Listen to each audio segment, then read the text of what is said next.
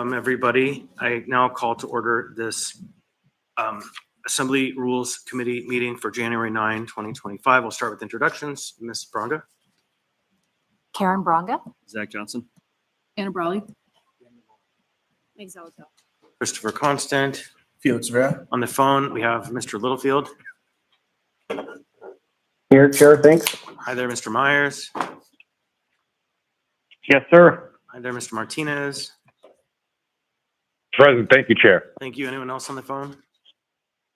Right, and so with the administration, we have Ms. Jones, we have Ms. Gardner at the table, we have several people in the audience, Legislative Services, and Assembly Council. We'll go ahead and dive right in. It's 1:06 p.m. The first item on the agenda, and I'm going to flip these around briefly, is first we're going to start with our Legislative Branch Service Award. That is to Miss Elizabeth Edwards. Come forward. We have a 5-year pin for you.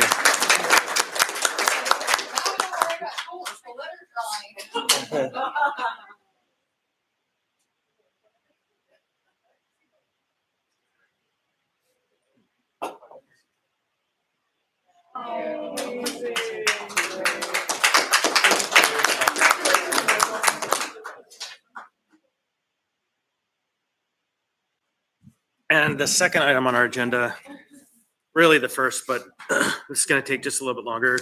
We have our Employee of the Quarter. And now this process is run by nomination from anybody in the branch, or probably anybody outside of the branch too, but how would they know, to us to nominate one of our team as Employee of the Quarter. And of course, as every other quarter, we have had great nominations, and it's always a challenge.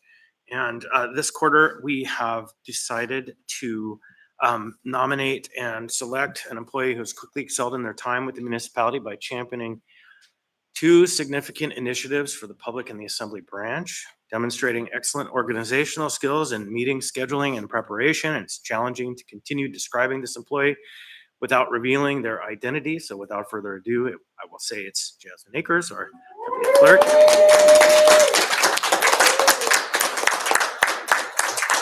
Now, Jasmine was promoted to Deputy Clerk after a year of exemplary service as Records Coordinator and has thrived in the role. Over the past 18 months, Jasmine has trained several new staff members, staffed 2 committees, 2 boards, and led the implementation of the Laid on the Table button at the Muni meetings page. Jasmine also spearheaded the drafting of the records retention schedule, coordinated with the branch departments to ensure their buy-in. And in addition to these achievements, she's an excellent communicator and a master at scheduling, which is a whole thing. So if you are able to get your items on the calendar very often, it's because she did this work for you. And so Jasmine, thank you. And as is standard with the branch, we have, at least for the time being, they've discontinued making the trophy you have to build yourself, but we did find you can order custom Lego sets. And so there might be some future elements. So Jasmine, thank you for your service.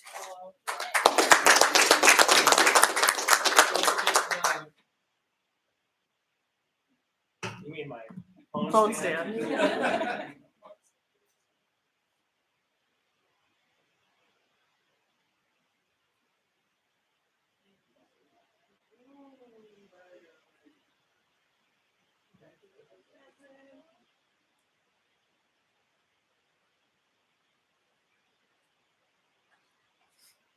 Okay, next up on the agenda, we have a report from the chair in which we invited the mayor to participate. And I will start with just a brief comment from the Deputy Chief of Staff on behalf of the mayor.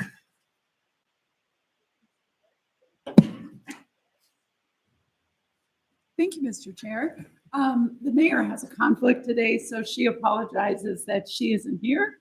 She did give you a detailed report on Tuesday night, so she asked me to see if you have any questions for her. I will be sure to get those questions to her, and we will get back to you.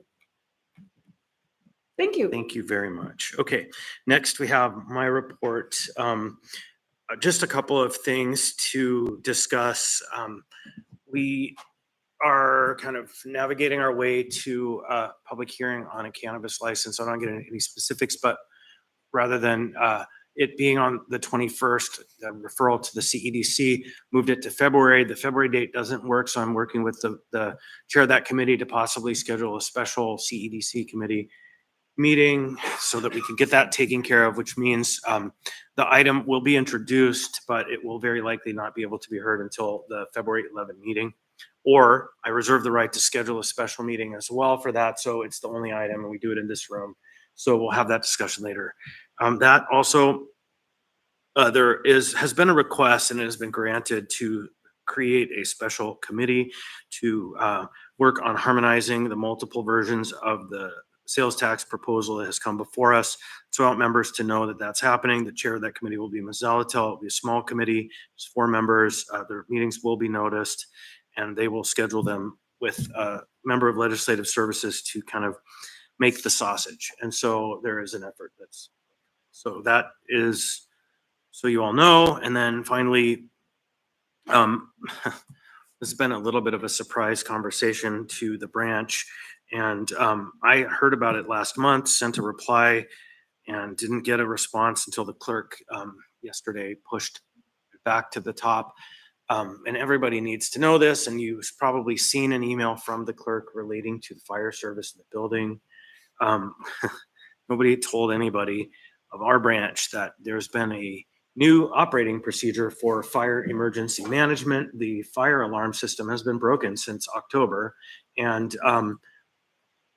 without notice, you were supposed to be listening for someone to tell you, shouting in the hall, there's a fire, evacuate the building, which seems pretty far outside of acceptable practices.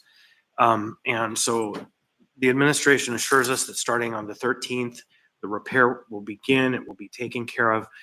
But at this point, everybody, Firewise is always a condition.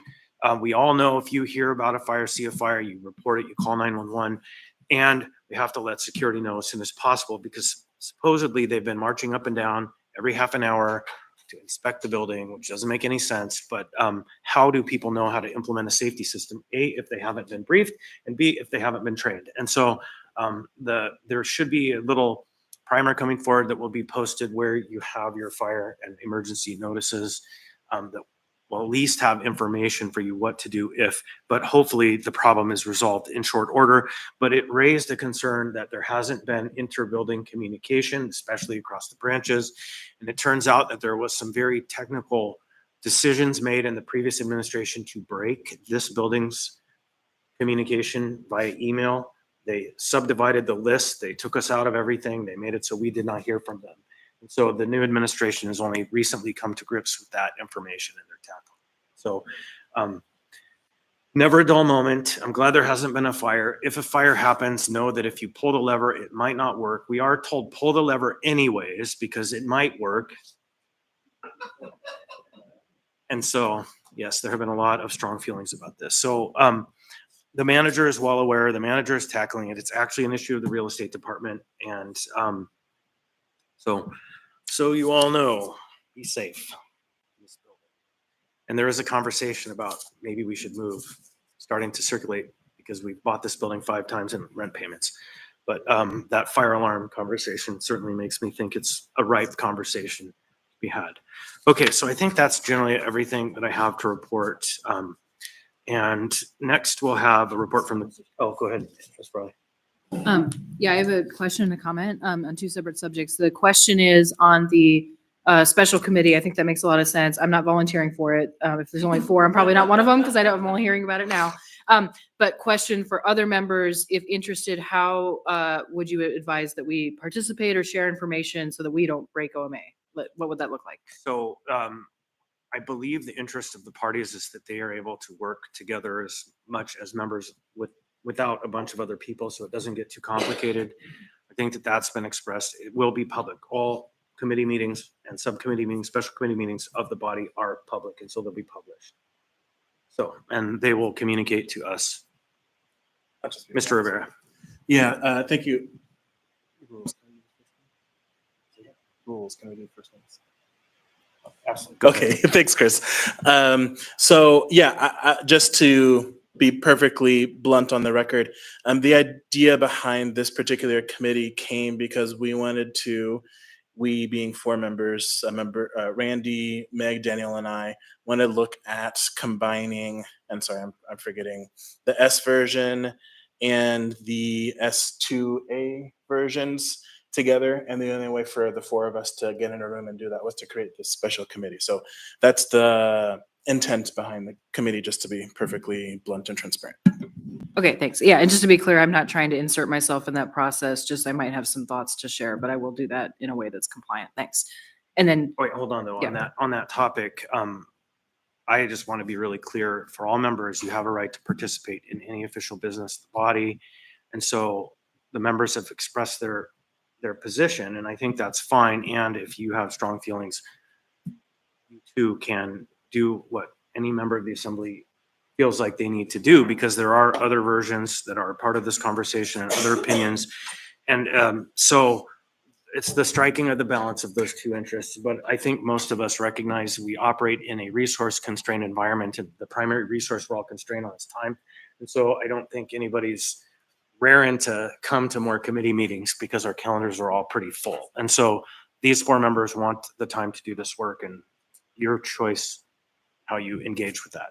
Okay, that's probably the second question. yeah, and I support that process. The second one was, I'm just reiterating what I shared with you in email and Ms. or Becky with Pearson. I'm one of the members who's probably in this building the most, working in my office, not just during meetings, not every day, not a 9-to-5 employee, often by myself because I might be the only member back there. Maybe staff are gone for the day or it's a Friday. So just to note, it was very disturbing to me to learn that since October, I would have probably no one would have even known I was there. So it occurred to me that maybe I should have told security that I was there, but I didn't know that I was supposed to do that. So, and I understand, I have a long email from Becky explaining what happened, and I understand that, and I know we're moving to fix it. I just wanted to put it on the record as somebody who is regularly in this building that I had absolutely no idea until last night. Thank you. Right, and I own a little bit of responsibility for the failure to communicate, because on December 20th, it was a Friday, I replied back to the administration, what is the plan? How are you going to communicate this? And we didn't hear back. And it just kind of, when I sent that email, I checked the box in my mind. I did what I needed to do, failing to communicate with the body. I do apologize for that, because I was quite horrified when I learned this from the clerk, that they were operating under this new method that nobody knew about. And in fact, in December, the clerk's office had all their Christmas lights plugged in and all the heaters plugged in and all the things that may cause a fire plugged in. And so it just monumental failure. And it is being addressed. Okay, other matters? Ms. Braga, Karen. Thanks. So the four of the members are going to meet together. And if we had an amendment that was out there, is there a method should I email them to explain what I was trying to do with that? So Since we didn't get to speak to those the right, other for night. OMA purposes, for open meetings purposes, what I would recommend is that you craft your communication to council and ask them to share with all members. Because it's a draft version, I think council is the appropriate venue. Could be legislative services, but through one of those vehicles, don't email directly. And that way you will stay out of hot water yourself, but put your concerns in writing so that the members of that committee and probably the rest of the assembly can understand where you're at. So, yeah, I think that's a fair and reasonable approach.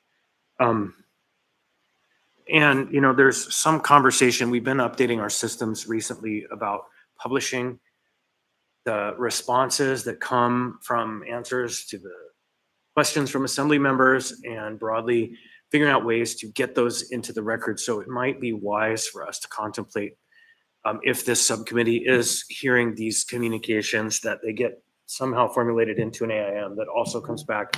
Part of the work product of the committee is so the public gets insight into what was communicated. So that way it just covers everybody's bases. Anything else? Okay, Madam Clerk. All right, we have a few updates for you. So it's officially election time. Filing for office opens tomorrow, January 10th, 2025, and remains open until January 24th, 2025. The election team is doing random letter drawing as we speak. Then once the filing period closes and all the proposition items are approved, the election team will get the ballot put together. Logic and accuracy testing will be February 27th, and ballot packages will be going out on March 11th.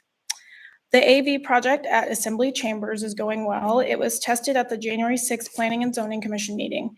The closed captioning equipment didn't work quite as well as we had hoped, but we actually ordered the part already and it's here today and it will be tested again at the next Planning and Zoning Commission. And we're still on track to be switching everything over February 11th. Thank you for approving AO 2024-124 on December 17th. That is getting the record retention schedule in place was a goal of Jamie's when she was hired as the clerk. I originally started as a records clerk for the assembly and Jamie provided me the opportunity to rewrite our records retention schedule for the entire branch. With her guidance and support, I think we created a strong retention schedule and I appreciate the knowledge I gained and look forward to seeing where it takes us. And behind the scenes, but not to be forgotten, our agenda team continually demonstrates dedication and teamwork, keeps attention on details, and timely diverse agendas, packets, and legislation published to the portal, ensuring assembly meetings run smoothly. I want to thank them for their hard work. It doesn't go unnoticed. Thank you. Thank you, Madam Clerk. Any questions? Nope. Okay. Next up, we have a report from Legislative Services. Wonderful. Today in Claire's absence, I will be providing our legislative services update. I gotta say, we are jumping into the new year after a really energizing and productive 2024. In December, we wrapped up the year with the energy retreat, which was really great. And thank you all for your participation in that. And then, of course, Project Anchorage found a lot of communications needs at the end of the year. And then we jumped right into that. You all did in that first meeting of the year. So a lot of my time and energy has gone to supporting communications for that. And I just want to tell you, I really appreciated all the kudos to our team on the dais on Tuesday. I don't know that all the time you see what happens behind the scenes to produce that. And so for you to be pointing your constituents to the resources that we've worked hard to develop and develop respectfully and alongside sponsors is really rewarding and fulfilling. So thank you. And I heard that and was glowing in appreciation. It was great. And so looking to 2025, as the clerk mentioned, there is an update to the chamber's audiovisual equipment, which is really exciting. And it also means that your constituents will see some changes. So for my part, I've been supporting a communications plan and want to be sure that you all feel empowered with the knowledge that you need to talk with your community councils, with stakeholders, and your constituents about these changes that they will see. So just as a reminder, we are moving from standard definition to high definition. It's gorgeous. And what's really exciting is that in talking with some members of the media, they're looking forward to being able to more easily clip parts of the meeting and share those. And so I think that what you'll find is that as a result of this change, your reach is even stronger because it's easier to pull that content and for it to circulate around. And it doesn't feel like we're living in the 80s, which is great. You will notice cameras in the chamber, and you might have already noticed them. They have already been installed and they are functional. So you might have seen those on Tuesday. So keep an eye out. One of the cool things that you'll notice is that there are different light indicators on the cameras themselves so that you can see which one is actually pushing out to the broadcast. That light will be red, whereas all the other lights are green. Something interesting that you all will see on the dais. One thing that you won't see on the dais is our upgraded closed captioning system. As the clerk mentioned, we're refining that, but what we're excited to deliver to the public is the ability to have live closed captioning on the YouTube live stream. So as the meeting is happening, the closed captioning device will be pushing those captions out to the YouTube live stream. And that gives us a little bit more of a hands-on approach to the closed captioning system specifically. And what I'm really happy with is that we have the opportunity to program in Denina words. So on the meeting of the 21st, we're going to ask that you all show up just a little bit early so that we can individually have each of you record the land acknowledgement in your voice. That way we're able to program the closed captioner to say, okay, when Daniel gives the land acknowledgement, this is what it sounds like. And this is what we want the closed captioning device to say. So that will be an exercise that we'll be sure to get on your calendars. And then alongside all of these changes, due to the discontinuation of Yukon TV, the municipality of Anchorage as a whole will no longer be programming Channel 9. And what I mean by that is Channel 9 has been the municipality's channel. It's where you can watch assembly, or you have been able to watch assembly meetings on TV, board and commission meetings even. And then in between those public meetings, there have been PSAs or just kind of content that we program onto the channel. And in January, now, if you were to pull up Channel 9, you'll see a standing hold message that says that we're no longer programming Channel 9. And then as of February 11th, we will no longer be pushing those public meetings to Channel 9 either. With these changes, we know that the public will see them, and we hope that they will be excited about them. There could also be questions, concerns, etc. We'll be distributing a one-pager about these changes for you to circulate amongst your constituents here this month. And my inbox is open to you if you have any questions or hear questions from the public. Would love to receive them. Thank you. All right, council, any report to give?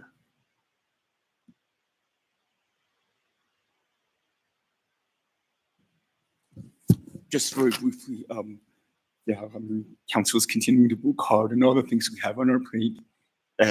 Basically, though, we have a goal to try to figure out some ways to reduce the number of late on the table items that we have coming through our office for assembly meetings. Just generally, we've always said those are disfavored, and we're going to try to figure out some measures we can do to help manage that. And I think that's all. Then finally, the ombudsman, anything to report?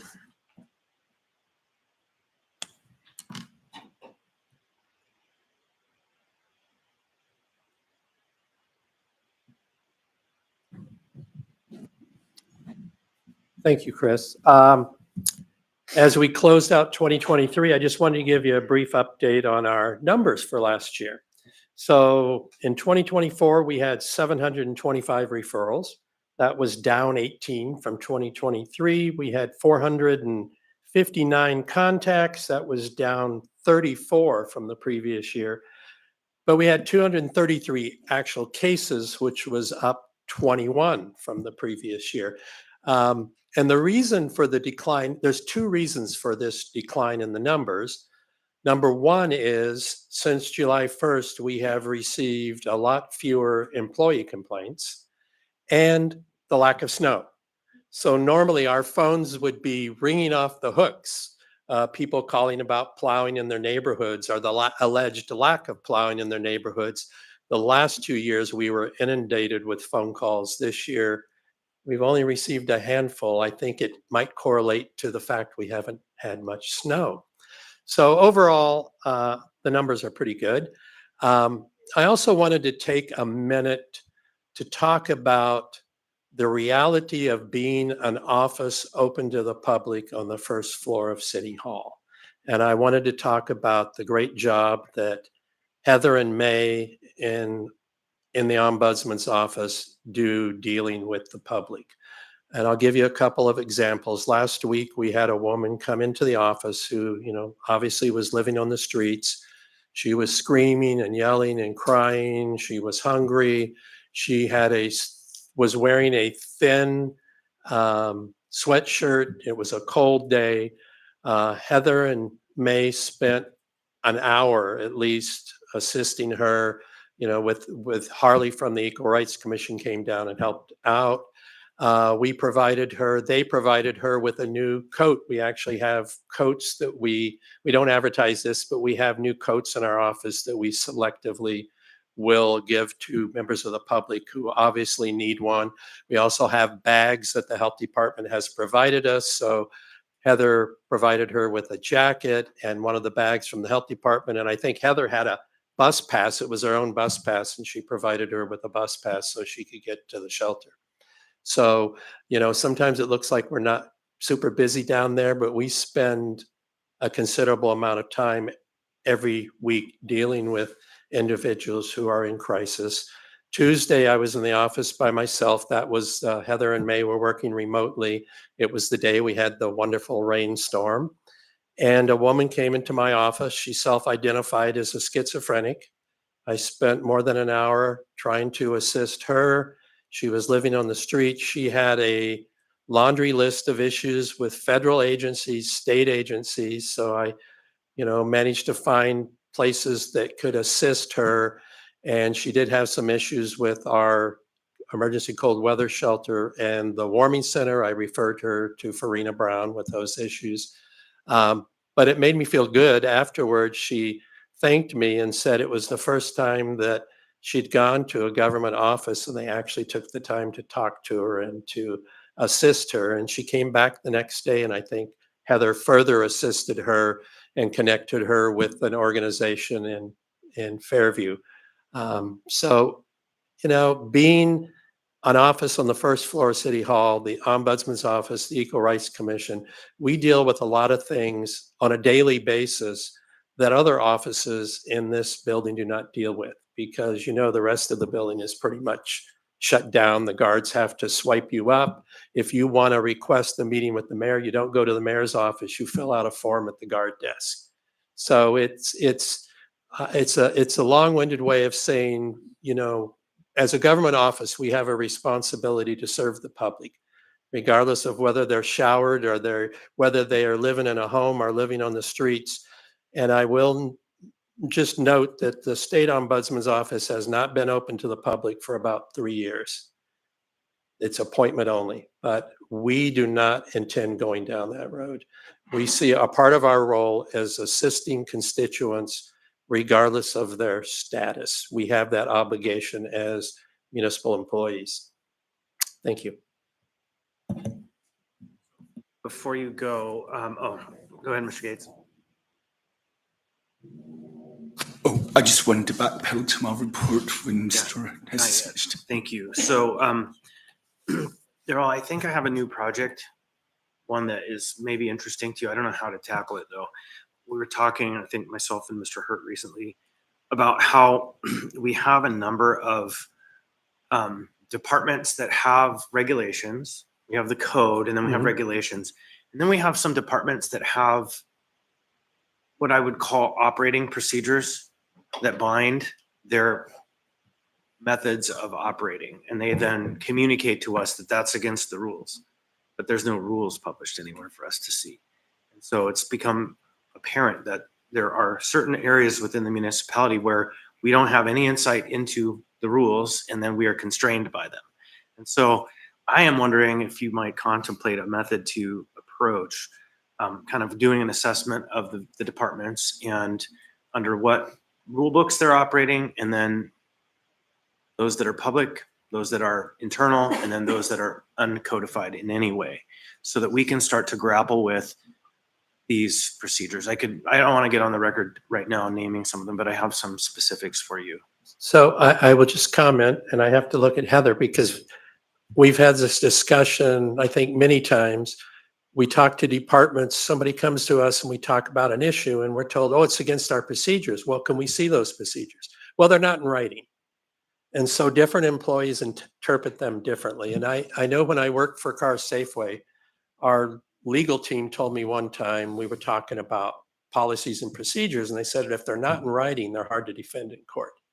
If somebody challenges you why they were held to a certain standard and somebody else wasn't. So I've offered opinions to different departments over the years that our procedures should be in writing if we're telling the public that's our procedure. So the gist then is to conduct some level of a survey to begin a process by which the assembly can start gaining insight into the mechanics of the municipality that should be public but aren't. So there's my challenge to you today. No, and I don't have a strict timeline on this. Not something we need in a month, but I just want somebody on your team to start to master the written rules and the unwritten rules in such a way that we can start to grapple with making them better. All right. So we do have the municipal attorney here. Anything you want to add? Add meaning on any subject, not just what we just talked about. Yes, thank you, everyone. So earlier this week, you got an update by email on the Marad Port litigation. And I'm not going to go into detail on this right now, but I did want to get a read on everyone to see if there's a desire for more information or more discussion, in which case we could work with Assembly leadership to schedule an executive session to go into that litigation in more detail. or if everyone feels like you are satisfied by the email and the course we laid out, then that is great too.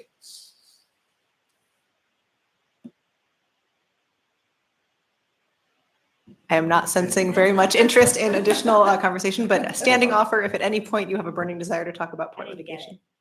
Oh, okay. Let me look into that. Thanks. Did everyone else get the email? Okay, I will I like it. check. All right. We're always happy to talk one-on-one as well. But, okay, so we'll not plan on an executive session on the port at this time. Thank you.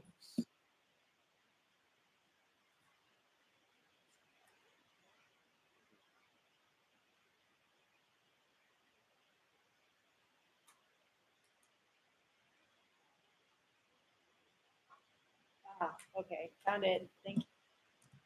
All right, so, yeah, the question being, do folks want to have an executive session for more briefing? I think the answer is pretty clear that we got plenty on our table. So, go forth and prosper and defend us and help us get to where we need to be.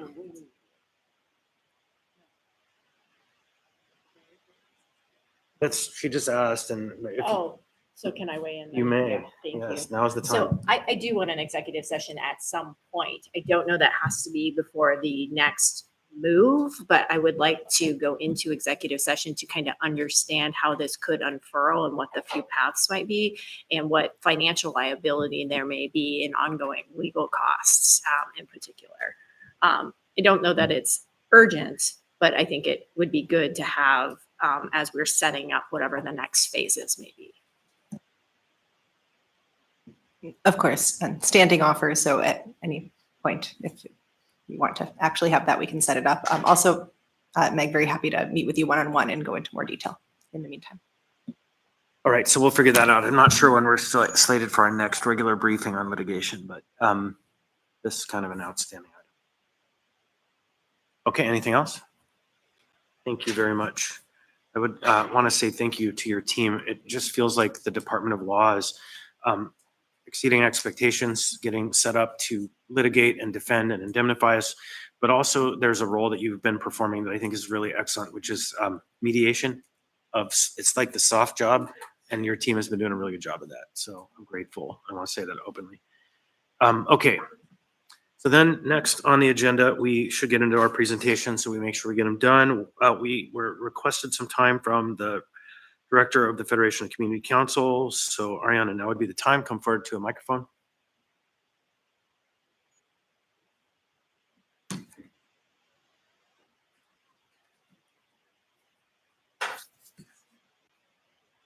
Introduce yourself, tell us your name, et cetera. Then you're on the floor. Hi, everyone. My first time here. My name is Ariana. I'm the Executive Director for the Federation of Community Councils. And I asked some time from the chair today because in December of 2024, the Federation of Community Councils Board of Delegates passed Resolution 2024-03. This resolution recognizes and thanks the Assembly, the Municipal Clerk, and the Municipal Ombudsman for their dedication and support, specifically the additional support to the FCC in 2024. We wanted to offer just a small token of thank you because without you guys, we couldn't do the work that we do. So very simple. Thank you.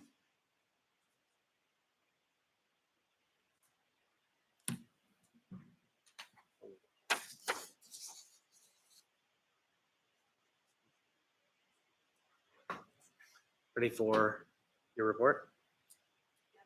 The next thing, yeah, okay, I didn't know if there was some subtle communication happening there, no, okay, so next we have yeah, no, I'm not, that's not me today.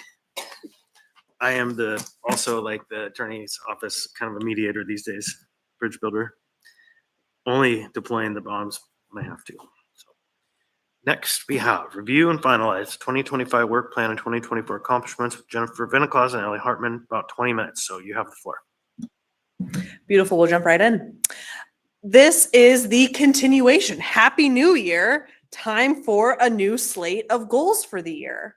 We are going to be working through some documents that are already in development. Our Legislative Services Director, Claire Ross, has been meeting with each of you in the closing of 2024 to understand what you're proud of accomplishing in the year, what you're looking forward to, and then timing around the upcoming election of some of the assembly seats, wanting to get ahead of preparing for orientation and all that good stuff. So thank you all for taking the time to connect with her. And that brings us into today's conversation, already sitting on a lot of really good content. Today, we're going to start by taking a look at those top priorities, the top priorities of 2025. And then we'll get into the kind of bucket or thematic goals for the year. So just as a reminder, and one of the handouts that you all received today is the draft of our 2025 progress report. We print this out as a handout, as a one-pager, and I can speak for myself when I say this thing is on my speed dial. I have it on my desk all the time. And one of the great benefits of going through this exercise is that for staff in legislative services, it helps point us towards where the body as a whole thinks that our time and energy should go. So the value of this for you all is, of course, tracking and strategizing how you want to spend your time and energy this year. But it also, and I can't underscore this enough, is really helpful as staff to have this guiding document. And that's why we come back to it month after month and ask you for updates. The other nice thing about it is that it does come with a communications plan. Municipal departments and community partners reference it and see things on the docket and say, oh, wow, that's interesting, or I'm excited about this, or oh, I've given this some thought, and then can reach out to you and be more proactive going through the drafting or legislative process. So the one side of it is our 2025 progress report, is the 2024 accomplishments. And then the other side of it is going to be our goals for this upcoming year. So that's where we're going to start. And at the top of the page, we'll list out your top priorities of the year. And in 2024, those were housing action, the municipal workforce, Port of Alaska modernization, public health, safety, and quality of life, and fully functional municipal services. I think that these reflect the time of January 2024, right? And looking at what the year had ahead. And so now as we look at 2025, our question to you is, are these 5 priorities still the ones that you want to carry into the new year? Claire collected from those one-on-one conversations some additional ideas, and those are also listed on the screen and in the handouts that you all received. So additional ideas from the December Rules Committee that could be added as priorities include energy, infrastructure, municipal, or kind of dealing with the overlap between municipal workforce and municipal services.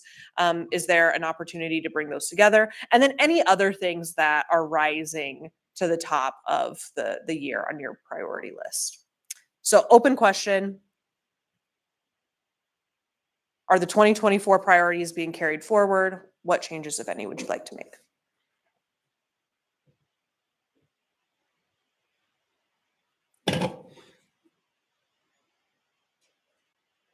Felix? Thanks, Chris. So I would argue that yes, they should be carried forward. I think there was a couple of specific questions that you had asked. Should workforce be wrapped into quality and municipal services? To me, that makes sense, that they be wrapped together. I did have a question about infrastructure. Is infrastructure primarily talking about housing, or are we more broad in our intent?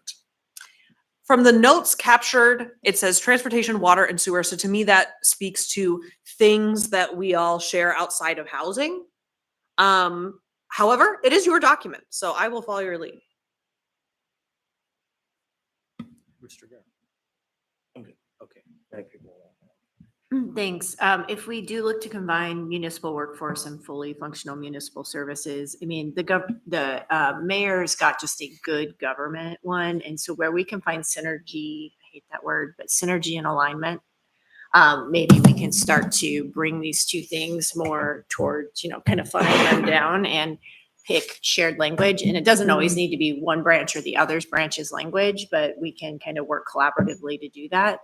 I like the idea of just going for good government. I do understand though that the committee we have is more broad than just good government. So I want to specify that, but in terms of a goal, it might be something where we can parrot the same words.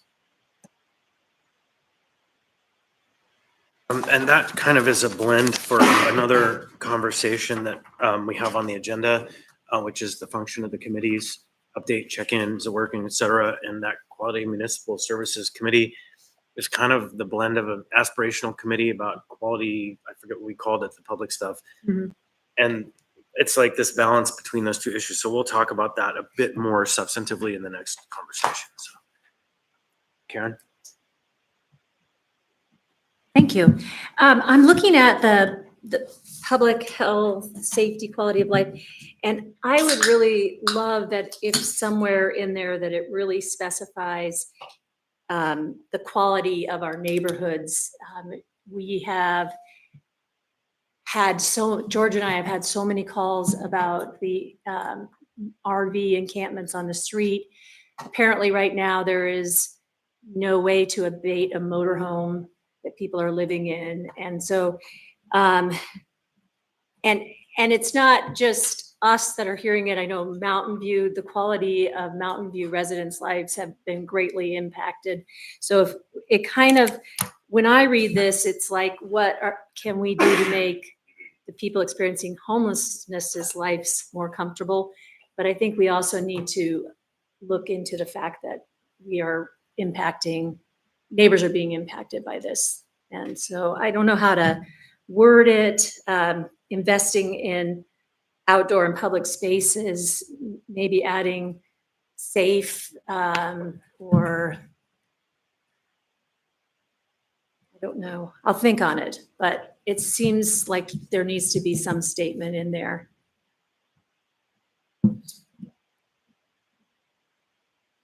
Okay. Anyone else? Yeah, I'll echo Meg's comments. I think obviously municipal workforce is important. Obviously, we have folks in our branch who are employees, but I also think I've reflected back a lot on the last few years and just the reality that in some ways this branch had to or did, you can argue whether it was a good idea or not, took on responsibilities that normally the mayor's office would have, right? And so I just want to put that on the table. And so I think in this area, I think we pushed a lot of really good things forward. But fundamentally, most of this has to do with HR and other issues that are in the other branch. Again, knowing that we have our own staff in our branch. So I would argue municipal workforce is important. I really like the idea of putting it with quality municipal services because it's really about the customer service aspects, I think, and making sure it works because we do certainly have an oversight function. And then in terms of additional ideas, I do really like the idea of adding infrastructure here. And I do see it as broader than just housing, as Felix said, because I know that the port, obviously, huge infrastructure, other issues. So I guess that's my feedback. And then I think energy is an important one, but that one's tough to see where the assembly leads on. So I wouldn't argue that's a priority for us, even though we know it's a priority for the entire city. So that's my thought. Thanks. I think that energy is actually infrastructure. And so I think that it's fundamental infrastructure. It's the magic that makes all of everything work. And so, yeah, I think energy and infrastructure, we could just merge them, unite them. Yeah, and I support that. I just meant it shouldn't be its own thing from our perspective. Thanks. Power lines, gas lines, function of your stove if you have a gas range. Okay, other members? We have a couple of clarifying questions from this side of the room. The first is to just tidy up this infrastructure conversation. Are you suggesting that infrastructure becomes a fifth bullet or that it exists alongside other bullets? Like kind of, where does it land? I guess, at least for my part, my thought was delete municipal workforce from this list of 5, swap it in for, I guess, energy and infrastructure.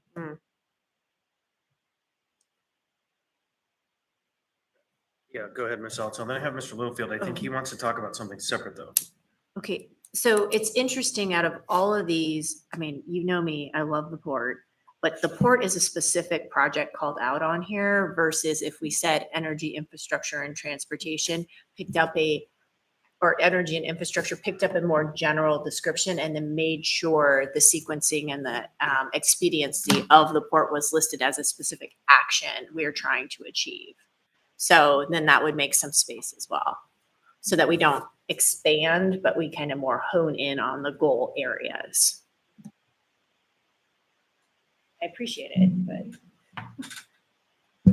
Yeah, and the port has been one that's been carried for a number of years as a top priority, but over the course of those years had some specific milestones associated with those years. So to me, it makes sense that looking at 2025, that it's folded into a more broad category. Speaking of other broad categories, so if we find the port nesting in this energy, infrastructure, and transportation one, I am sensitive to the fact that there are a couple of other things happening in 2025 that are interesting, including the 50th anniversary of unification.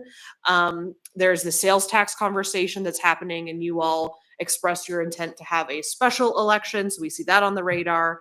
Are there any other like big picture things that you think rise to the level of being a priority in 2025? I just want to add a clarifier there. We expressed our intention to hold Yes. a special election if If. an item passes. So Big if. continue to hammer that every time. Yeah. So, okay, go ahead. The main question. You can ask it again because I interrupted you, but If I may, Chris. Yeah, thanks. So I would say that yes, on the 50th anniversary, I think that's really important for us to engage in that as a body and as a community. I would say the sales tax work is going to be certainly a big issue through March, and then after, possibly, if the voters approve it, if it gets on the ballot, if the voters approve it, all the ifs, et cetera, then it becomes a big thing after that, right? But I don't know if it necessarily rises as a 2025 priority. I think it would be a violation of the law, probably an advocacy, to get in front of it if there is an election happening in September and the thing is adopted in March, or April, before the election is certified. There's no action that this body should be taking on the question, because it would be advocacy and a violation of APOC, and we would have to register as a campaign, and it's just not okay. So I think a lot of that's already been done practically, but there isn't an item yet. So there is no state law that's been inculcated, but there's advocacy happening by the branch at this time. And so careful. Salaton. thanks. But what I think you could do, because I think it's more than one, right? We're trying to figure out diversification of revenue. The levies are a good example of that. And so maybe there's something you can add in that fully functional municipal services line. And it's more than just, it's also how we fund it. Because I think, the creativity of the mechanisms, I think we're going to get, my hope and dream is a year from now, without me even here, that we see a greater sophistication of how we're talking about how we're funding services. And I think we have great partnership with the administration to do that. So some reflection of that, maybe. And revenue is always within the purview of the assembly. It's a broad conversation. And if I may, Chris, thanks. So yeah, certainly that's reflected. These don't have page numbers, but if you go to the quality municipal services goals, I think that conversation is reflected in that particular goal area. I'm not opposed to moving that up and elevating that from that particular goal area to a priority area, because I mean, it is a probably not just a 1 year conversation, but certainly I think we can start that priority this year. Felix, thanks for pointing to that goal, because I think the language that I am drawn to for communications purposes is this idea of a fiscal future. So just thinking more long-term about what the finances of municipality look like. And maybe Meg, to your point, talking about good government or quality municipal services and how we fund them, like, do you think the predicate is the good government and how we fund them, or is the predicate funding good services, I guess, or are they one and the same? So they're one and the same because if you are good government, you find lots of ways to fund all of the things. And you need to find the ways to fund all the things in order to have a good and functional government. It's a feedback loop. Mark, you actually had something you wanted to add, probably a different topic, but please, you have the floor. Oh, thank you, Chris. I was listening to the energy and infrastructure. Combining them two together sounds like a really good idea. However, when I look at transportation, in my mind, I look at transportation as everything that has wheels. And I don't know, since we spelled out water, sewer, and now gas and utilities, can we not put in there somewhere about roads, curb, gutter, ADA compliance, and everything else? Because that is part of the infrastructure. I was just wondering if that could be spelled out. I like that under the infrastructure section, Mark, and there is actually a fiscal cliff in the context of our roads and management because the state has stopped funding our capital projects, and we have a vast network of roads that we now own, and we don't really have a strong plan for how we're going to continue even the major kind of not major, the ongoing maintenance of those roads. So I think you're 100% on the mark. We do have AMADs, but that's only on certain roads. The local roads tend to fall outside of that. So I think there is actually a cliff before us in relationship to our roads. So it's a good one to add. Thank you, Chris. I think that that's a really lovely segue into the meat of this document, which are the goals under each subcategory. So just to wrap up the priorities conversation, if I am tracking this conversation correctly, we will end up with 4 top priorities in 2025. Housing action, energy, infrastructure, and transportation, public health, safety, and quality of life, and quality municipal services or good government. Great. Onward. Let's go ahead and scroll down in the document. And for folks, we're turning on to page 2. And this begins our goals specific to these category areas. I think the categories reflect what Claire has collected from all of you and synthesized, but they are up for consideration. So if you find that it makes sense to nest all of these goals into this category or whatever, we're happy to do that. But for the sake of today's discussion, we'll just go through each one. You all have had the opportunity to review the document too. So what I'm asking for is additions or edits, but we're not going to go through each of these line by line. So for housing action, Member Martinez is not able to be with us today. Oh, George, you're on the phone. Wonderful. So George, we have 3 for you. So 2 to be added. The first is continue working with ASD to transfer speculative property holdings to MOA real estate for attainable work and workforce housing options, such as the Totem Theater in Muldoon. The second one is activate zoning in TSDC for mixed use infill development. Do you want to speak to either of those, George? I think most members are comfortable. We spoke about them today, the transit supportive corridor work that continues. And we also mentioned at CEDC today, the disposition of the one property in that suite of issues. Thank you. Wonderful. And we also have a note to add you to the action that already exists, which is work with real estate and other partners to research ways MOA can fund housing development, demolition of abandoned buildings, etc. Okay, and you are added. And just one thing to note, we have your initials after these, more for internal tracking, but they won't be on the document that comes before you as a resolution. So I'm going to just put out there that we have just a minute or 2 more for this conversation before we have to pivot over to the committee conversations. Anyone with any burning inputs? Anna? Yeah, I'll send a few kind of minor updates, but back to the fiscal future conversation. I think we should pull that one because I see it's an assembly business. I do think, not to rehash what we just talked about, I think it's important. I think I talked with the administration. I think they may want to kind of separate the celebration of the unification from the fiscal future pieces. I had kind of proposed putting them together, but I think separate of what happens with that, I don't think it's assembly business really to put that unification piece there. I do want to support it, so I just want to move it somewhere else because it's more external. And then just to say, I'm continuing, I need to pick that conversation back up with the mayor's office, but I'm going to keep pushing for what that looks like, what funding we need for it, and the fiscal future stuff. So if anybody else is interested, it's just out there now. Thanks. But Anna, you are saying take those two out of this document? I just don't put them under assembly business. I think they should be in there, but not, More good governments? yeah, probably.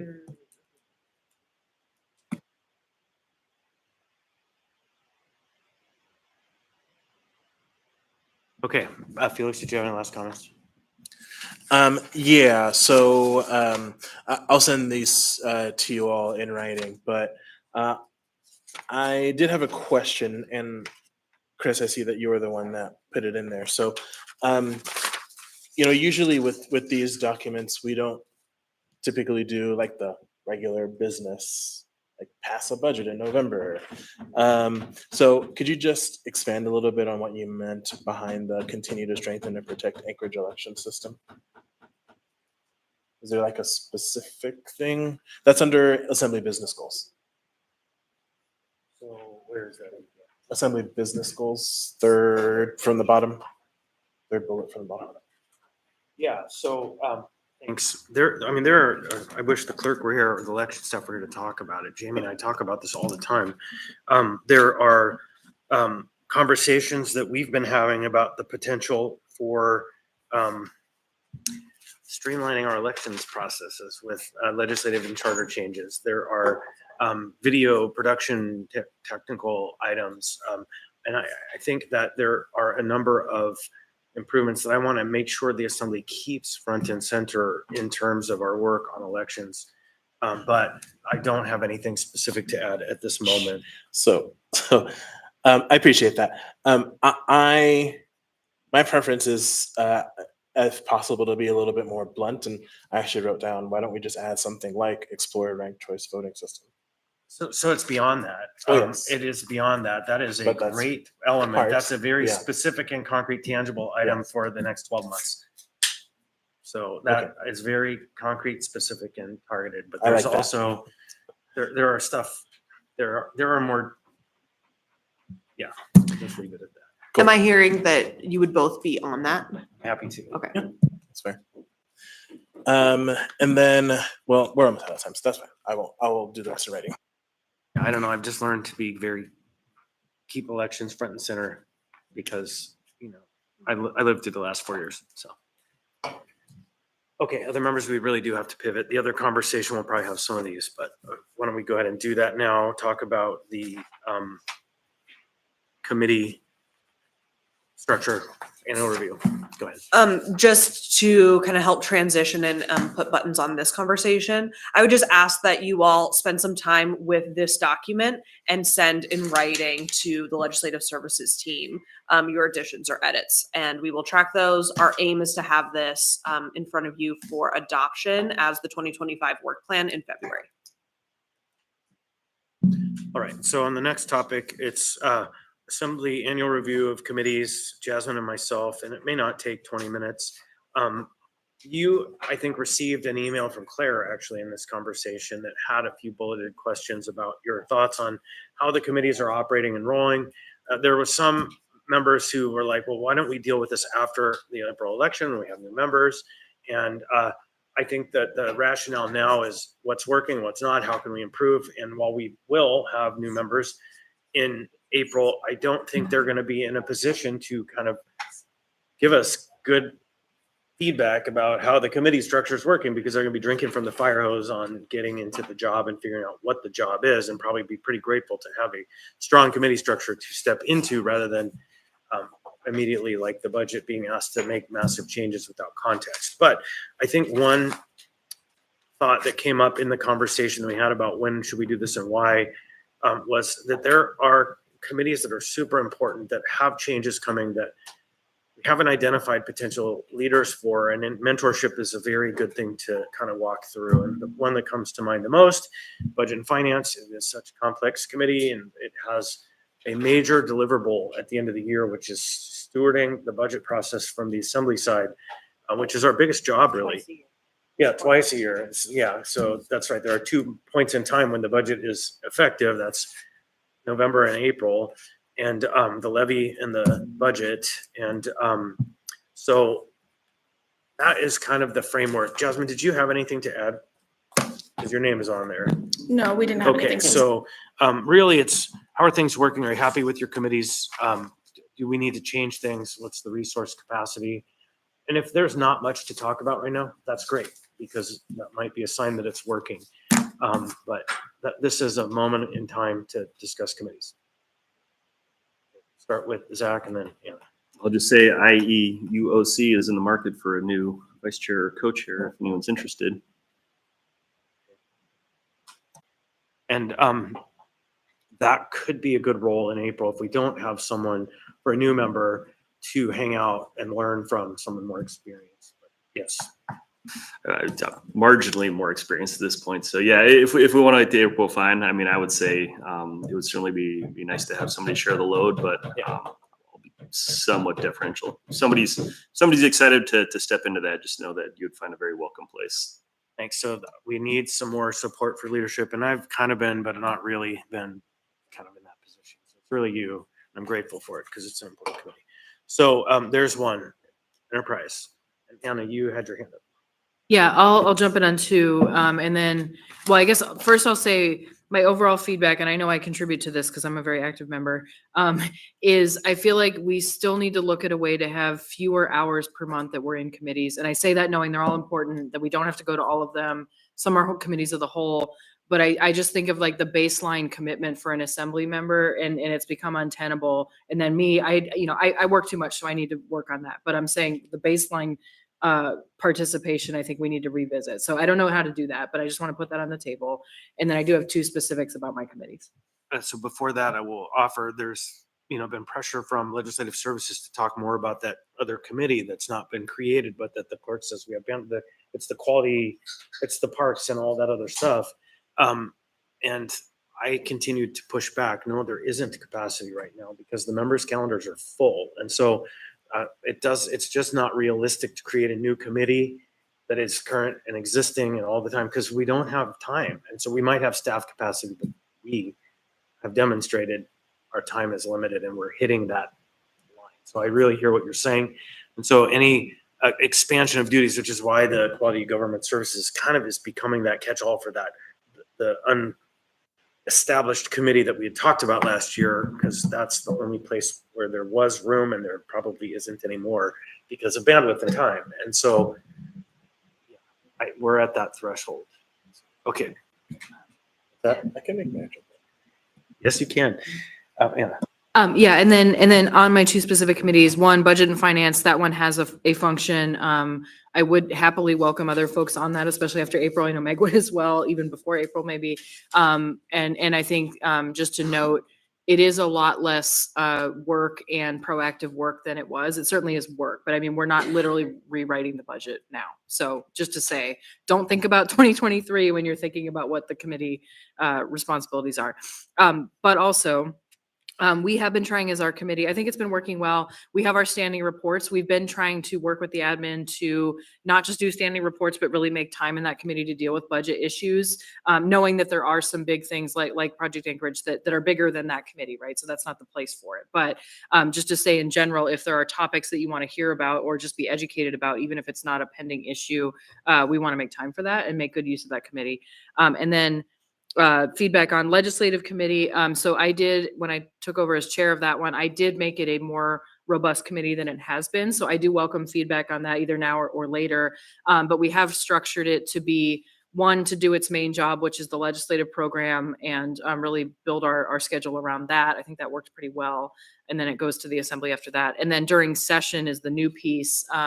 So I did change the time of that because I know it was challenging for folks. So hopefully it'll work well this session.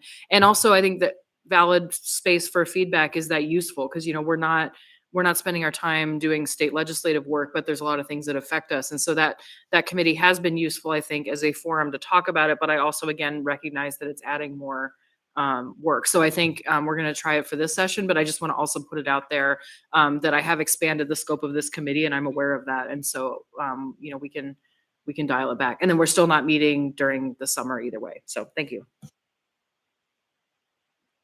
All right, Meg. Thanks. So the one change I'd like to see is just functionally, for Public Health and Safety Committee, as the time I spend with the agenda the most is generally around APD and AHD appropriations. And it would be great if we could get into the routine, if they know they're coming, to have them go through the committee.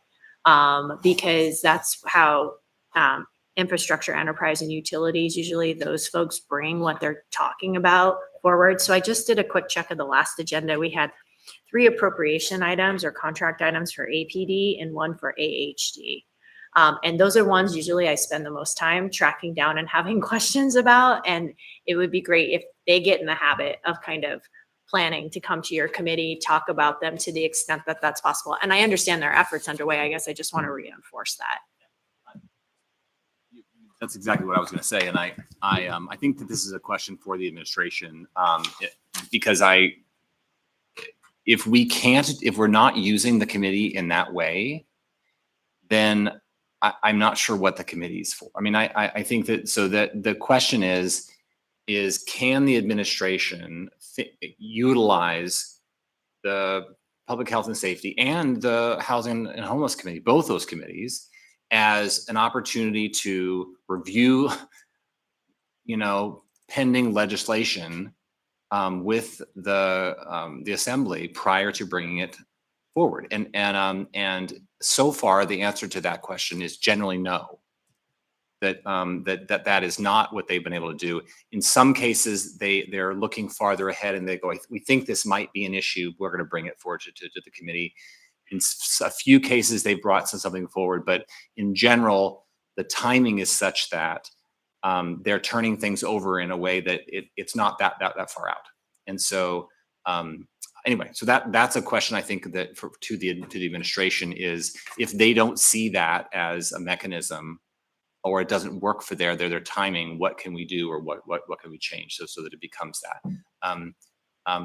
So that's, I'll just say that I have my own update, but I'm happy to go to the administration with those questions and see if I can get an answer. Right. Others? President? Yeah, sure. Well, that was the topic that I was going to bring up is that's been a disappointment for me, is that we tried to sort of set that stage for the administration for both of those committees, the Housing and Homelessness and the Public Health and Safety, that this is a committee where you, in advance of working, bringing things forward, this is a committee bring it. That has not happened, and so I'll ask that question. The other sort of question for the Public Health and Safety would love a co-chair there as well. That would be helpful. And that committee, now that it is, it is emergency services, it is police, it is fire, it is public health, it is a lot of things. And so I think it's still early to tell whether that was a good choice or not.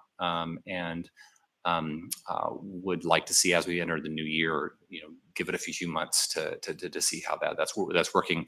The other thing that I'm realizing is that the Housing and Homeless, we've now started a pre-meeting with the administration. That's much better, and that's probably going to have to be what happens with the Public Health and Safety as well. Is that there's a pre-meeting to the meeting, which is just more meetings. But if we don't do the pre-meeting to the meetings are not very effective. And so for those that are chairs, I'm not sure if others are doing that, but that's for both the Housing and Homeless and the Public Health and Safety. It means 2 meetings for 1 meeting. Thanks.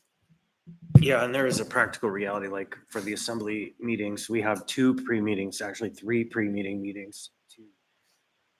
1 with the branches and 1 internal, and then the second one internal, to make sure we're getting everything right and everything in order. And so I think you've tapped into a tactic that can ensure that members show up. Like, members have a responsibility to invite the administration if you have a specific item you want them to report on, but they have a duty to tell the committee, we have some projects we want you to think about and hear, so that you can share our priorities. So there's that back and forth. And so I think the establishment of a pre-meeting meeting, death by meeting, is valuable, at least until the dynamic is established that you can make it just an email. Right? And so I think you've tapped into a truth about this work that's significant. Other members?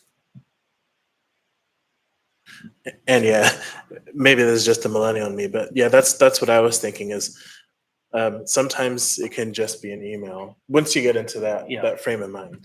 Yeah, I just think it's like really the relationship piece, the roles and relationships. Right, and so like it really took hard work to get it with Enterprise Utilities, and some of that was a little bit horrible for the administration because it was their very time-sensitive projects that came before the body that were rejected because you didn't bring it to us. Well, there's no stick, right? Yeah, and see, so- yeah, that's what I mean, I that's what I did is I set up like, here's the time frame, we need to get this, that sort of thing. But the problem is that if the administration misses that time frame, then they just bring it to the full assembly, and there's no, sorry, you didn't go through the process. Right. And so that's, I think, something I'd like to be thinking about, because that's what we try to set up is we don't need a pre-meeting. We just need you to, in advance of the committee, get this stuff to us so that we have an opportunity to review. So my experience, and that's, shared with Meg and a few others, is this assembly will hear you. If an item comes forward and they say, hire knickers that are not light or hair on fire and swing from the chandeliers because this is so time sensitive. The end of the world is coming if you don't say yes. And we just collectively say, we are sorry. You had an opportunity to bring this forward and we welcome you to use our committee process. I think the members will hear your peers will hear you when you say that, and we can apply discipline as needed because the system learns quickly. And so, but you got to figure out which tool you're willing to lay that down on to get that compliance. And so, but yes, if you ask your peers for support in getting the administration, I think you'll find support from an action. And that did work. Like Enterprise, those folks now get everything in advance. They ask when they can be heard months in advance of where their priorities are, because those big ticket items that get held up, they'll learn. I recommend using that tool. Mark, did you? Oh, no, I'm sorry. Okay, that's it. Anyone else? So I think the takeaway is the committees are working. We need more human power. There's more work than we have time for. And we're doing the best we can. And we'll keep trying. I think that's the gist. Felix, any last comments? Yeah, thanks. I won't talk about the Quality Municipal Services Committee because that one's, I think, moving forward fairly well. I think it'll have an exciting year this year. On the Municipal Audit Committee, though, I did want to add that there is, I think, a lot of potential to make some changes in that committee with a new internal audit director who isn't an auditor by trade, but comes with a very different background. So I think there's room to maybe be creative with that particular work. So it might be more interesting for members rather than the normal boring-ish audit committees that we have. Audit is actually a very profound tool. Thank you. Yeah, so as the administration gets its feet under it and starts to put forward strategic plans, I would ask committee chairs to think about whether or not those strategic plans should fall in your committee to be followed up on.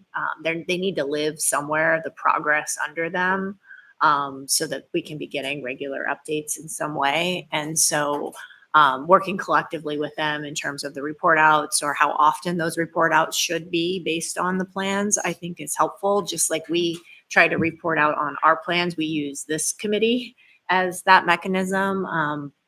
We need to figure out how we want to be tracking how they're doing on and where maybe they're making progress and it overtakes one of our goals, like, right, maybe they've done it or something like that. It'll just keep that alignment moving.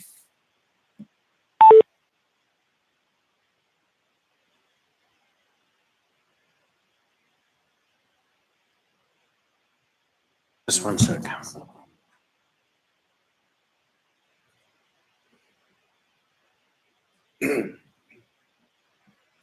Okay, I think that's going to top off our conversation. And next, we're going to move into a conversation led by Mr. Salt, Ranga, Mr. Johnson. Mr. Salt doesn't appear to be here on the potential or proposed 6-year capital improvement program for the CASA service area. So you guys have the floor. Thank you. I'll start out. We appreciate hearing that a more succinct, organized process needed to be done. I'm hoping that the body is realizing how important Chugach access is by the way voters are voting. And we also do appreciate that we need to do this in a more orderly fashion. So we were very thankful to have Claire Alley helping us get a survey out to not only LURSAs, but to stakeholders that like Chugach Advisory Board, Single Track Advocates. I'm not sure the number of organizations that the survey got sent to, but it was significant. And this amazing spreadsheet was put together of projects that had been identified by different groups, both LURSA and trail user type groups. And we, at this point, Kent is the point person for this process. And, you know, it's still working its way through how it's going to flow to, you know, CIB, CIP, and whatnot, but it is moving its way through. The survey results and the stakeholder survey were emailed through Lance, Kent, Melinda, and Chelsea. And what floated to the top, it was unfortunate that the Canyon Road had to be slowed down because the state is coming in to make parking on that. But it's also exciting because this process has made for some partnerships.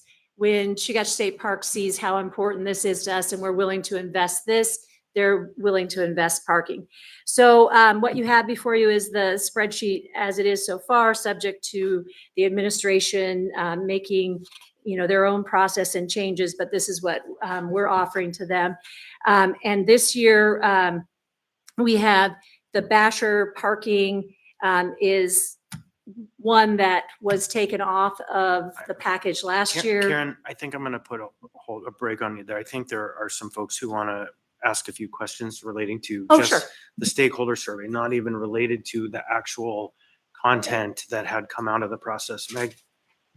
Yeah, thanks. So one, thanks for CIP. Love a good process. I'm concerned the stakeholder survey didn't go out to all members, all assembly members, so that we could push it out to our constituents. I know, and I've talked with Zach, I had a particular constituent that Zach got in touch with, but that's one. We would have been able to talk about it at community councils or other things. And I think that's the broad reach we're hoping to see for stakeholder engagement, especially in ARTSA. So I don't know if there's another opportunity to put that stakeholder survey back out again, but I think that that's a really important piece to this, is to make sure we get a broad, like, stakeholder writ large, if it's just a survey versus, you know, a bunch of meeting convenings or something like that. So I would add to that.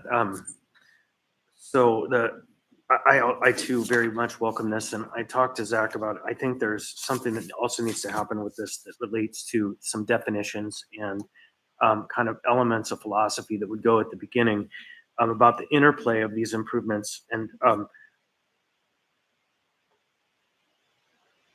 prioritization, kind of some just preamble language. And I can help with my thoughts on that off the record. But when I think about the stakeholder survey, it was stated that LURSA types and trail user groups, right? And so the main concern that you have heard consistently that this is attempting to address is that one of the main user groups or stakeholders are the payers, right? And the payers are the ARTSA people. And so not just those who are naturally and inherently interested in supporting their use, but those who are going to pay for it. And we want to find a way to make it more appealing and interesting to those who are paying but wouldn't normally fit. And so there is that kind of gets to where Meg said, maybe there are some constituents that also need to be part of the stakeholder process. So you can have not just the super user perspective on what's valuable, but the everyday payer perspective on what's possible. And so this is a remarkable progress from where we were, and it's a work in progress as well. Yeah. Yeah, I want to echo those comments, both the thank you for doing this, because I think it's an interesting thing to contemplate. How do we create a new CIP process and what does that mean? And I want to underscore what Megan and Chris said, because I think there's a whole issue behind the word stakeholders. It's a valid word to use. But it also tends to mean a stake, it can mean like a landowner or somebody with a financial interest, right? And so you can have an interesting discussion about stakeholder versus public and all those things. But I think the stakeholders in this situation, setting that aside, are really people who are going to use these. So I agree, it's not just super users, but I think when you're thinking about it, the people we need to hear from are the people who are accessing the Chugach, right? Which can be occasional users and others. And then I just want to note, I think along those lines too, I think we should look really hard at, and I appreciate that these are broken out as trailhead, parking, trail access. I think those are all great. And I think there's totally a world where all of these road improvements are do support access, but also to the point about LRSAs, LRSAs literally exist to deal with roads. And I understand it's not building roads, it's maintaining those roads. But I think we should also think hard about prioritizing trail improvements or things that are not the roads, because I think that the roads are where the sticking point are. And again, I'm not asserting that CASA is not about road improvements and that they're not important or anything like that, but they're more expensive and they're less targeted to the trails than others. And so I'm not saying that in opposition to any of the things on this list, but I think it's a valid question to raise, especially given how all this played out last time. Thanks. Daniel. Thank you. Also, thank you for doing this. Is this on? Hello. Yeah. I think it'd be interesting to have another column where, are any of these things already programmed in the CIP? And how, if these are, what is the timeline there? So if there's, basically, I guess I just want to know if we're accelerating any of these projects beyond where they're already programmed in the CIP. Does that make sense? Yeah, I think one of the things that the reason the CASA was conceived to begin with is these are projects that were repeatedly brought up to community councils and put on their CIP lists and then moved nowhere. For instance, the Basher parking area, they had a full cadre of state parks, Chugach Electric, everybody out there in 2020 walking through trying to see what to do with it after having no progress with the city. So then they tried the state. So, most of these projects, I can't say for sure, but that is another column of saying how many years that these have languished would be a great idea. Yeah, no, I certainly appreciate that. I think for me, I just want to take it sort of holistically and with all of the other priorities from other community councils as well. I think we all have familiarity with projects from our various community councils that would kind of fit that same description. And so I understand, what the intent is, and how well used our state park is, but yeah, it would just be interesting to understand which ones are getting pushed forward and how that impacts the other projects on the CIP. Thanks. So I had myself in the queue, Karen, then we'll come back to you. But I just would offer that while there might be those who, the reason they supported it was because there were these long LRSA projects that were languishing, but there were others of us who also had different reasons for why. And I think one of the conversations was about amenities, meaning the things that go in at the trailheads, not just parking, that make it so that people who might otherwise not have access would have access, or access in the sense of transit opportunities, ways for people who don't, have their own fancy car to access this asset that they're being asked to pay for. And so there's a lot of reasons why. And so I'll just offer this as a contextual element to one thought I have, and this would be by ordinance at some time in the future. I do kind of choke on the very expensive road improvements that seem to be deferred maintenance responsibilities of LRSAs. But I recognize that some of those projects to be at the scale needed would be outside of the means of a LRSA, but the LRSAs to me have existed to make it so that these folks don't have to pay. Like, they don't pay for access to the library. We do, right?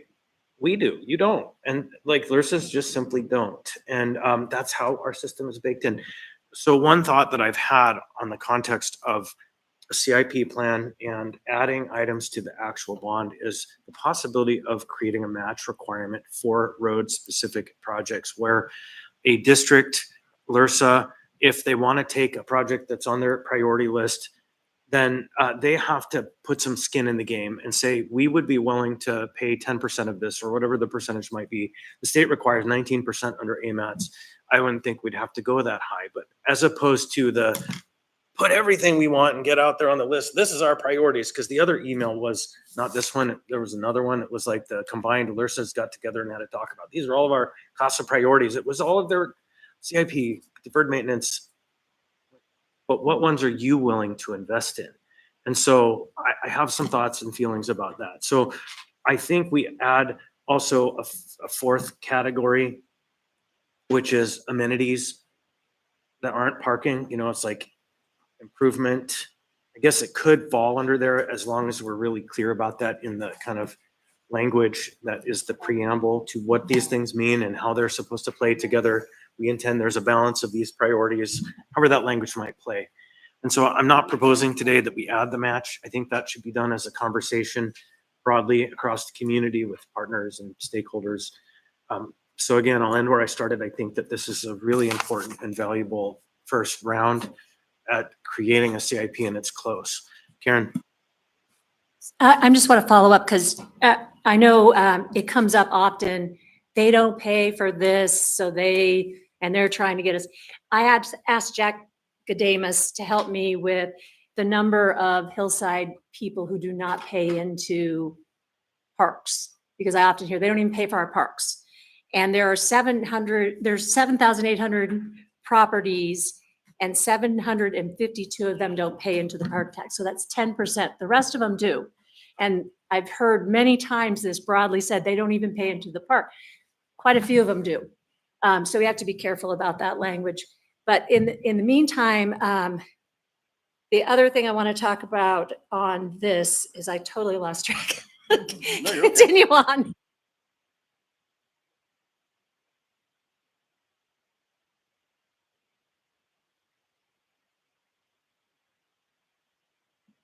I think that if there's any other questions on, we've written down years that it's been on a list, the possibility of a match, whether there's some amenities, and I'm pretty excited with the Basher Properties. Chugach State Park has suggested, and it's not in writing, so it doesn't count, but they have emailed that if we were to get this in, the cost of the parking that they would have to do to keep it on state property would be so prohibitive it's not going to happen. But they could envision that there would be an outhouse, Iron Ranger, and they would be doing the maintenance for it.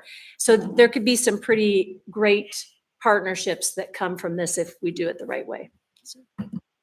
Back and then Meg. Yeah, I just want to add a little bit of context. Thank you, Karen.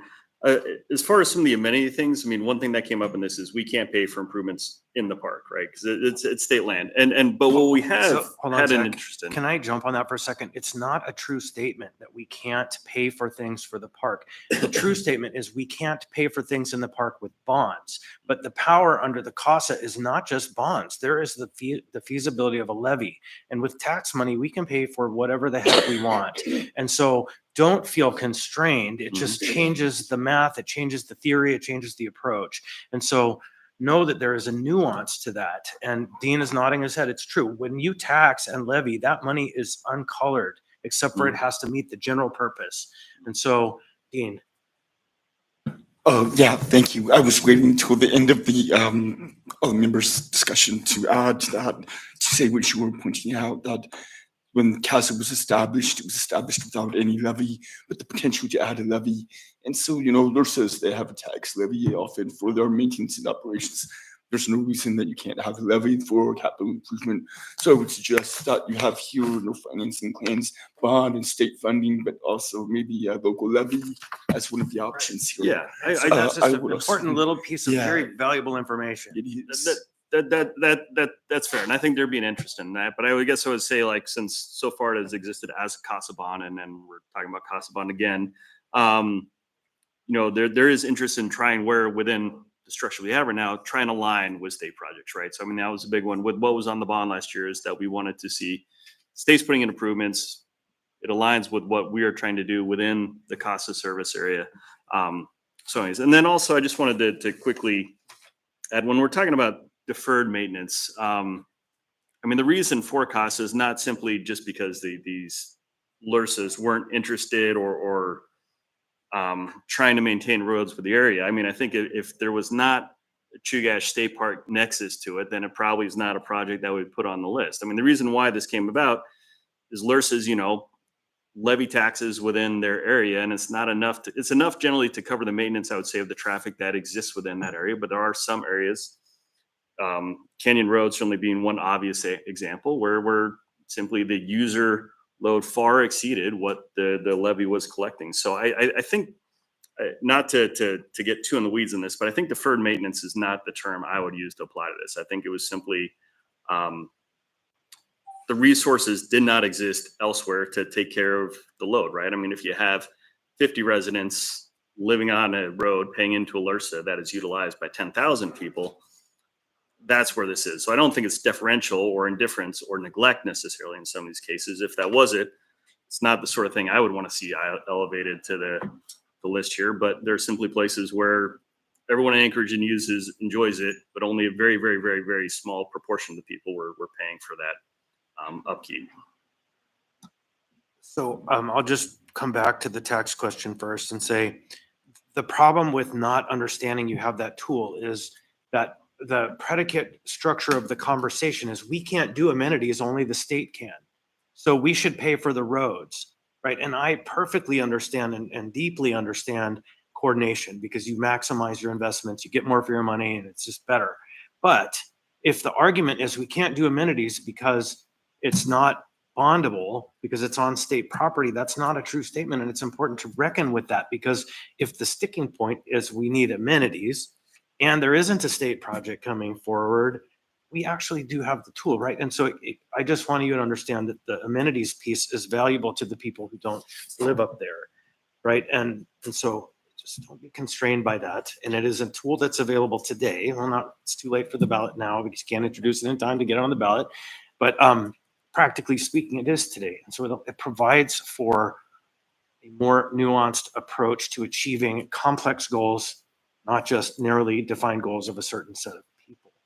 So I just want to, it's not to say that anything's been done wrong. It's to say you have more flexibility here than. Yeah, well, and I guess just to maybe flex on future, I mean, we see this as an iterative process, right? I mean, I think we've continued to hammer that. We had a good conversation with the administration. We were hoping for a little bit more feedback and support than we've gotten so far. So maybe perhaps sometime a little earlier in the year, in 2025, maybe there's an opportunity to have a work session or something like that and have a broader conversation about what do we want to see, right? I mean, your point is well taken about levies. Obviously, that's not going on the 2025 ballot.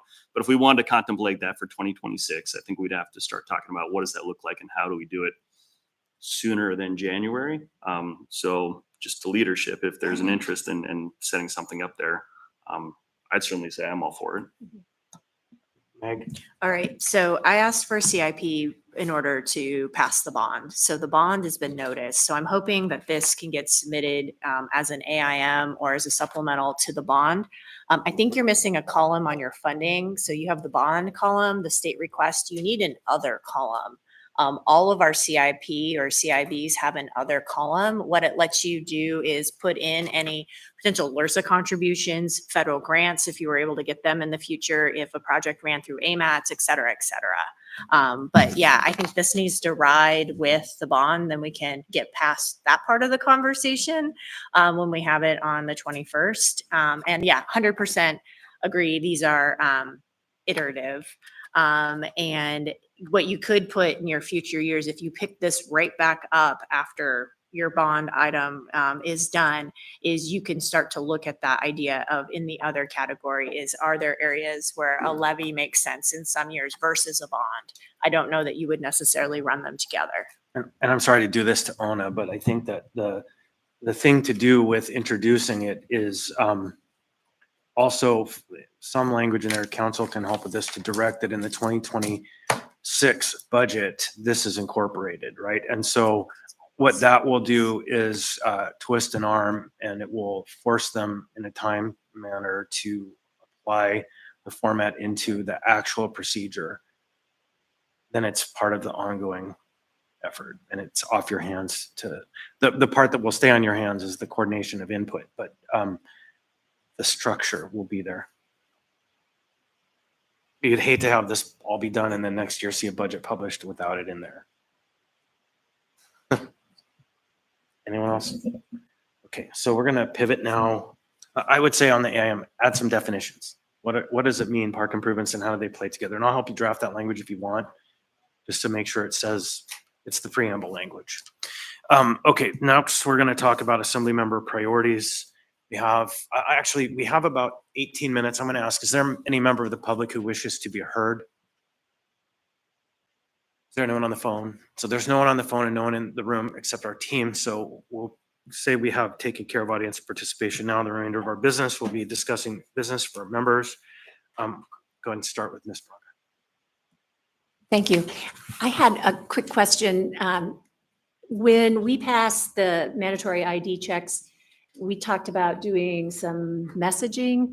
And are you guys, because we're getting a lot of emails about what to do. So that was question one. And I would be happy to sit down with you and figure out how we're going to do this messaging. So that was one thing. Yeah, thanks, Karen. I appreciate that. I have connected with Amanda Mosier, who is the External Relations Director in the Mayor's Office, to coordinate that, headed to, I believe it's the March 1st implementation. And so we're picking that conversation up here at the top of the new year, but don't have any like concrete examples. Would you like to be a part of that brainstorming session? Okay, great. And then Matt and I are going to start work on safe storage next week. Where that ends, I'm not sure. Chris, I don't know if you said at the meeting you thought the hemp thing had gotten squared away. I'd be happy to work with you on that. I just think that's unfortunate that nothing happened with that. And well, so before you move on, can we ask Dean? Dean, do you have any sense of where we ended the hemp regulation conversation? I thought we dealt with it, but apparently we didn't. I was like, I think we should tax it into non-existence. You remember anyone, Matthew, Dean? Yeah, where we left it essentially was that we were understanding that the legislation at the state level had resolved the issue, and we were basically taking a wait and see approach to ensure that that happened. Okay, so I think I would like to ask if we could, and I know that the assessor is not going to love this, but figure out an excise tax, like 50%, 100%, 200%, whatever we need to make it that's legitimate. And let's turn them into tax compliant businesses or end that line of business and make it very painful. Yeah, I know, it's tricky. So, I mean, we do it with cigarettes, we do it with any number of things. Let's do it with the THC-8, the Delta 8 THC. It's time. Children are getting this product and it's terrible. And we'll have a bunch of new businesses within our tax structure. It'll be great. Okay, Karen. The other thing that I'm just starting work on, George and I met with Lieutenant Fuchs about the problems with the motorhomes on the street, and he explained the whole process with Mindy McCauley about white tagging, red tagging, and how they need a different category because they are unable to tow those vehicles. They're working the system pretty good. But the other thing that came up and was that the red tagging, the operators have to pay a $500 fee to be part of the rotation to go and tow. If they tow a motorhome, it's $1,700, and they have to have it asbestos tested if it's old. And they're not picking them up now. There's not worthwhile to pick those up. And they said part of the problem was what we just passed with them being able to get their belongings from the yard has become very costly. They have to pull them back out of the yard so that they're not getting into other vehicles. They have to film them taking their things out so they don't get accused of taking one of the items. So I was going to see if I could work on trying to fix the problem that we may have potentially caused on that. And that's it. Thanks. Jack. Yeah, just had some very early conversations around this, but the issue that kind of came up on my radar a couple months ago, I think there was an article about apartment properties where tenants are not, or the landlords are not doing the basic work to maintain things like heating. And when the heating goes out, the tenants have been left sometimes for months waiting for fixes to happen. And it's clear, the current code is not sufficient to, I guess you could say, incentivize the landlords to do the work they should be doing. And in particular, this seems to be landlords that are owned by corporations that are largely out of state and not necessarily holding on to these properties as a long-term investment. So I had a conversation with Scott Campbell and then also with one of our attorneys recently about what can we do to make this such that either there are more resources in place for the tenants to help make sure that they are able to survive comfortably, and then also or should there be more serious consequences for the landlords who aren't doing the work they should be doing, such that hopefully it modifies their behavior to where it's like maybe it makes more sense just to invest in the basic upkeep stuff they're not doing. So pretty early, but do have a project started, so if anybody's interested in jumping on that, let me know.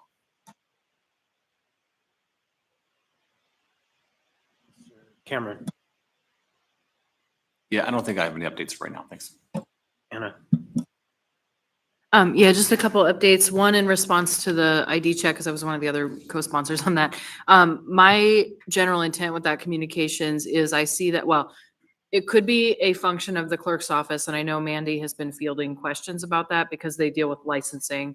It's also I think, code enforcement and APD issue. So I just want to acknowledge, I see this as the administration's responsibility for the most part. But also, like I said, the clerk's office might have a role. So I think we should be helpful with it. We've been fielding questions about what our sponsor intent is, but we shouldn't also be weighing in on legal issues too much, I think. Yeah, and so, well, I think, and it's, anyway, there's been a lot of questions, but it's really from businesses about how this is going to get implemented, which is outside, I think, of our role. So anyway, just to say, I do think there should be communications, but my intent with that discussion was, again, that it's something the executive side mostly does, because I think that's where it lands, or the clerk's office, and they should weigh on what that is. So sorry, just to close the loop on that. Real short on other things. Chris and I are working on, or really I jumped on when Chris was already been working on, cleanup / reorganization AO for marijuana licenses. I think Chris has mentioned it in the past. So we've been working with the clerk's office, moving that forward. It will get introduced soon. I'd say 3 categories: cleanup, like we did with the alcohol codes, just to make it more clean, and it hasn't really been looked at since those are put into place.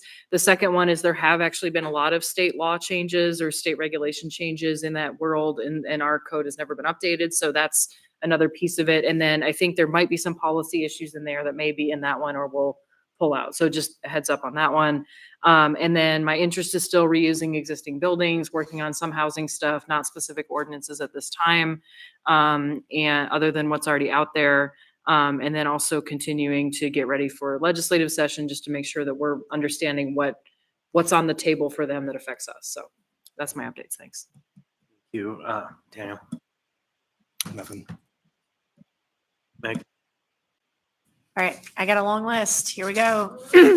Working on a public records cleanup with Christopher. I'm hoping to see that introduced sometime in February. It's really to pull our public records access laws more in line with what state law provides. Right now, public records requests are a black hole for most people. I have a resolution with Daniel that's submitted for the 21st about leveraging opportunity zones in the development of housing. This is timely. The incoming director of HUD was responsible for opportunity zones under the prior Trump administration.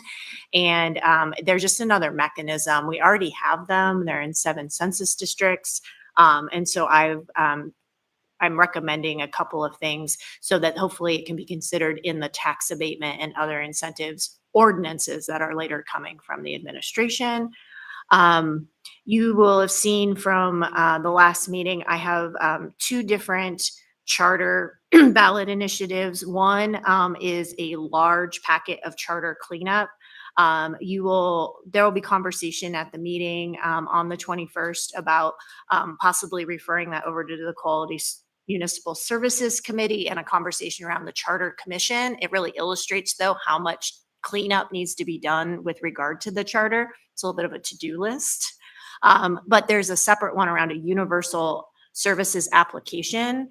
So I'm working on, I really think it's imperative that we make it as easy as possible for our residents to access what they are entitled to access. It is very hard to access and be an expert in every program you might be eligible for and then spend all the time. Just a quick ping of health department and People Mover, there's about 8 programs just in those 2 departments. Whether it's a charter amendment or by ordinance will be a conversation we can have at the meeting. I will be introducing an ordinance as well. I think it'd be really cool if it was part of our Bill of Rights, but we don't have to go that route. Also working on zoning and plating appeals. That process can be rather exploited and slow down development, working on it with the administration, especially in light of a recent Supreme Court case that really gives a little bit more teeth to who can bring those appeals. Would love to, not sure if I'll have time, but starting to have the conversation about simplification of the use table. It is very cumbersome and convoluted and doesn't make a ton of sense. It's not in plain English, and uses aren't always intuitive. So starting that conversation, and do I dare say it out loud? I'm going to say it out loud.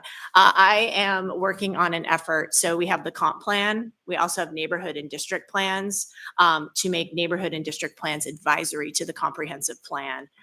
Because not every part of town can get a neighborhood or district plan, and we don't have a mechanism to equitably fund them. Doesn't mean that they can't be looked at, thought about, implemented, but have a comp plan, an Eagle River Chugiak comp plan and a Girdwood comp plan be the core documents, and everything else would be advisory. So unless we're going to figure out a way that every neighborhood and part of town gets to have equal treatment for these plans.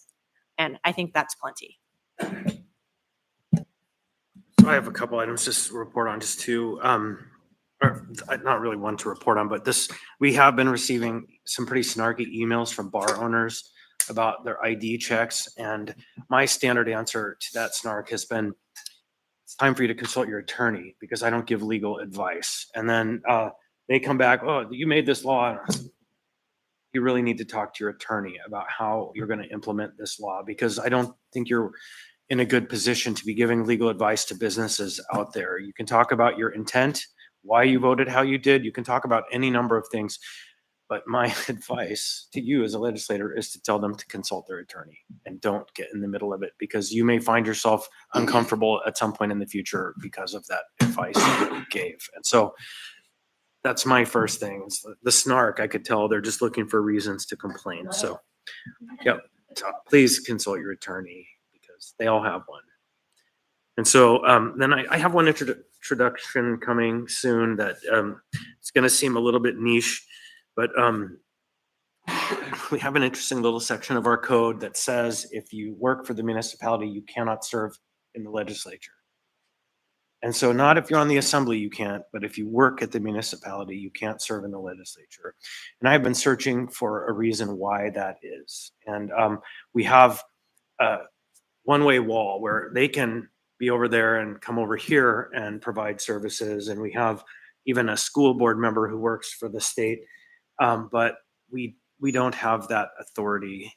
And not we, but the municipal employees. And so I have a proposal that you should see here pretty soon that just makes it like if you're in military service and you get deployed, you can go on that kind of a duty for a period of time. If you're in the legislature, you'd be gone for 4 months. You'd still be able to maintain employment. You would just be temporarily furloughed or whatever the term is that the code uses for those people.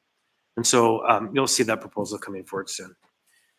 And I didn't just do this because I had an idea. There are some folks who have come to me and said they would like to have their full rights to be able to work here and serve in that office. So it's a conversation we'll be having soon. Felix. Yeah, thanks, Chris. First, I just want to start with hemp because I've been doing a little bit of Googling since that got brought up. So I think folks may remember in 2023, Kevin Cross and I did some work on hemp. And in 2023, I talked with the governor's office about regulations that they were promulgating on hemp. The hemp industry filed a lawsuit. And I don't know where that lawsuit is, if it's still going through the court system. So I'm wondering if maybe our council can see. A quick Google search doesn't show that it was ever resolved. So maybe it's still going through the system. The state did attempt to, I forget what the legal term is, but basically, as a lawsuit is going, that the regulations would stand, but the Judge Gleason said no, the regulations are not going to stand until the lawsuit's over. So right now, there isn't a regulatory environment from the state. So certainly in an area, since I did work on it extensively in the past, happy to work on it again. And then otherwise, I have general 2025 sort of priority areas that I'm looking at working in. No specific legislation besides what you all know that's already on the agenda coming down the pike from me. Thanks. Yeah, tax. We have that power. So thank you. Anyone else? Mr. Littlefield, do you want to report on any upcoming legislation? Thank you, Chris. I don't have anything at the moment. Thank you. Mr. Martinez. Thank you, Chair. A lot of what I would mention, we mentioned at the CEDC today, but I'll just high level it. Continued work on transit supportive corridor activation. You should expect continued work with the administration around the expansion of the tax incentives for housing broadly. And we heard a presentation today as well. So for folks who weren't able to attend CEDC meeting, it was rich with some really good presentations. Consider taking a peek of it on your spare time. Also, Chair, just to flag some continued work around the investments in the creative economy that the municipality has been moving toward. And I'm doing some facilitated work with the hospitality industry, particularly looking at the regulatory environment around our destination economy, our nightlife economy, and et cetera. So no particular items on those things yet, but people should look forward to it. And just to flag, I'm looking at food security, and I've already mentioned it, but I'll be bringing something forward pretty soon around exploring tax or other incentives for promoting food security in Anchorage. Thank you. All right, thank you. That's everybody. Last comments before we adjourn. Thank you, everybody, for your participation. It's been an informative meeting, and we will adjourn and see you tomorrow.